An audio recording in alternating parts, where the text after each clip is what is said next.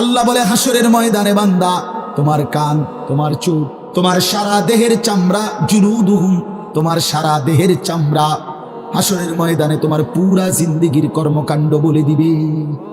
চামড়াগুলো বলবে চামড়া, মানুষের শাহওয়াত চামড়া। এই জন্য সমস্ত যৌনতার ঘটনা, অসভ্যতার ঘটনা শরীরের চামড়া বলে দিবে। মানুষের শাহওয়াত চামড়া। কথা বুঝছেন কিনা? হ্যাঁ, চরমে চামড়ার মধ্যে শাহওয়াত, কামনা, বাসনা, যৌন চাহিদা। এই জন্য যত লোক দেখবেন বিভিন্ন হসপিটালে, যত ডাক্তার চর্মরোগের ডাক্তার, তত লোক যৌন রোগেরও ডাক্তার।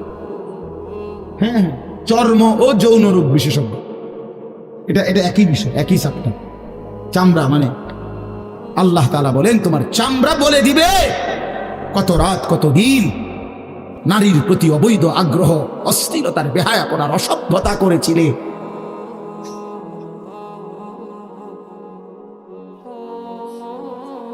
হায় হায়, মৌলানা ইয়াহিয়া বয়ান করতেছিলেন। হ্যাঁ, আল্লাহ তাআলা, আমি যেটুকু আইসা মাত্র শুনলাম, আল্লাহ তাআলা হাসরের ময়দানে এক কদম পাও বাড়াইতে দিবেন, জিন্দেগির প্রতি ইঞ্চির হিসাব হবে। আন উমরিহি ফীমা আফনাহু, পুরা হায়াত বান্দা কোথায় ব্যয় করেছো বলো আমাকে, আমার দেওয়া হায়াত। ওয়া আন শাবাবিহি ফীমা আবলাহু, শুধু যৌবনটা কোথায় ব্যয় করেছো সেটা আমাকে আলাদা বলো। ওয়া আন মালিহি মিন আইনা ইকতাসাবাহু ওয়া ফীমা আনফাকাহু, প্রতিটি টাকার ব্যাপারে হিসাব দাও। দুইটা, এক, টাকাটা কামাই করছো কেমনে, ব্যয় করেছো কোথায়।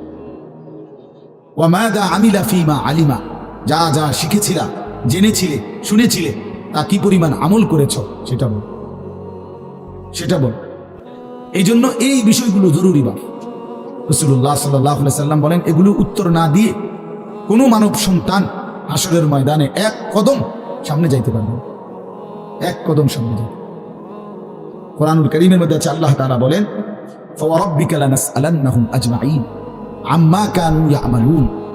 আল্লাহ তাআলা বলেন, আমার কসম, মানে আল্লাহর কসম, আল্লাহ নিজের কসম করে বললেন, আমি অবশ্যই তোমাদেরকে জিজ্ঞেস করব, অবশ্যই অবশ্যই সকলকে, আজমাইন, সকলকেই আমি আল্লাহ জিজ্ঞেস করব, আম্মা কানু ইয়ামালুন, দুনিয়ার হায়াতে যা তোমরা করেছি।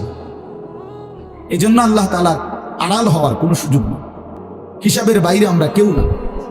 আল্লাহ তাআলা বলেন, সুম্মা লাতুসআলুন্না ইয়াওমা ইদিন আনিন নাঈম।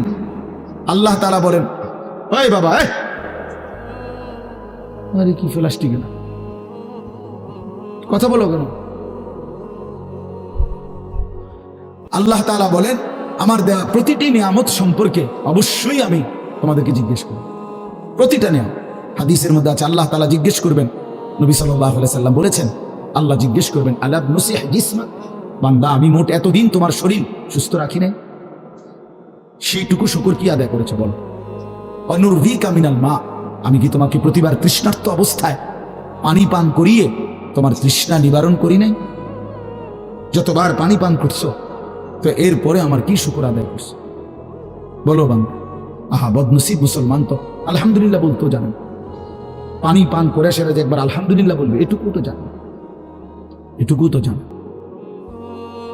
তাইলে এই জন্য বললাম, আমরা কিন্তু প্রত্যেকেই আমাদের হায়াত, ইয়াহিয়ার ওই কথা থেকে আমি বললাম, আমাদেরকে উত্তর দিতে হবে। ওয়াকিফুহুম ইন্নাহুম মাসউলুন, আল্লাহ তাআলা বলেন, হাসরের ময়দানে ফেরেশতাদেরকে বলবেন, আমার বান্দাদেরকে দাঁড় করাও, তাদেরকে এখন জিজ্ঞেস করা হবে একজন একজন করে। ওয়া কুল্লুহুম আতিহি ইয়াউমাল কিয়ামাতি ফারদান, আল্লাহ বলেন সকলকে আমি আল্লাহর সামনে আসতে হবে একজন একজন। ফারদান অর্থ ওয়াহিদান, একজন একজন আমার সামনে এসে দাঁড়াবে, আমার সামনে তুমি একাকী উত্তর দিবে, কোনো দুভাষী থাকবে না, একাকী উত্তর দিবে। এই জন্য বাপ আমার, এটা জরুরি বিষয়, আমাদের জন্য জরুরি বিষয়, আমরা যেন আমাদের জিন্দেগির কদর করি। ছেলেরা তোমাদেরকেও বলি, ভাই, হায়াত এই শুধু শুধু কাটাইয়া বন্ধে কোনো ফায়দা নেই। বুট খাইতে খাইতে নষ্ট করে দিলা জীবন, সামান্য মোবাইলের জন্য জীবন। একটা মোবাইলের আর কতই দাম, 12, 14, 18 হাজার টাকা। তো এই সামান্য টাকার একটা মোবাইল, এর জন্য এত সুন্দর হায়াত শেষ করে দাও,